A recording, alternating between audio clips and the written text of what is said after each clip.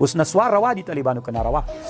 وي دا سیګریټ نوی چې سیګریټ راوتلی ول طالبانو دا چای خو دنیا کې اوس راوتلی کا دا داسې نه و چې د رسول الله سلام زمانه کې چای وچې واچو بس وچکه اوس راوتلی بله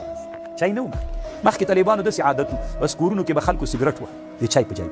مېلمه به چې ورته راغی چلم به ورته کېښود ګپ نه در سره لګوم تاسو تحقیق وکړئ دا مخکې د ټولو عرفونو کې عادت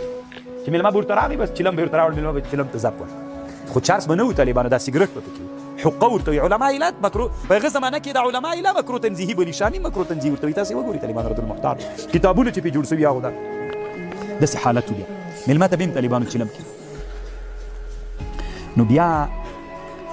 د دور المختار په زمانه کې چې عثماني خلافت هلته د مسلمانانو امیر امر وکړي چې سیګریټ به نور نه وهل کېږي د دور المختار مولا په متن کې د دور المختار لیکي چې دا ناروا ده که مباح سي سیګریټ کې بیا اختلاف و د مولایانو روا ده که ناروا ده په هغه زمانه کې دا ناروا ده ځکه ناروا ده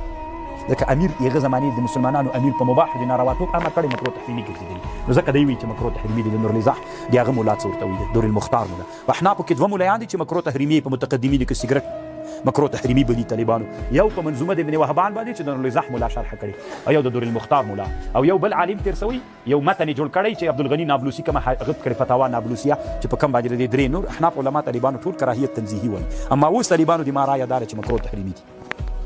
هم په دې مې تحقیق هم کړی طالبانو د ما مخکیني تحقیقات صحیح نه دي هغې نه زه بېرته ګرځېدلی یم ځکه دا صحت ته تاوان کوي علما د علم شرعیت وایي کوم شی چې صحت ته تاوان کوي هغه مکروه تحریمي روزه خو پرې ماتېږي طالبانو بلکل کفاره هم شته پرې باندې ښه زجر الریان عن شرب الدخان عبدالحی لکنوي صاحب کتاب پرې جوړ کړی عبدالحی لکنوي یو د سیګریټو په اړه کتاب جوړ کړی وي د څکول وي شرب الدخان ترویج الجنان بشرب الدخان دا یو حکم ده حکم د سیګریټو بل کتاب جوړ کړی زجر الریان عن شرب الدخان روزهدار دپاره بل کتاب جوړ کړی کفاره هم شته پرې باندې الله دې مو تېر وساتي خو نسواریان خو نن ډېر دي ولا چې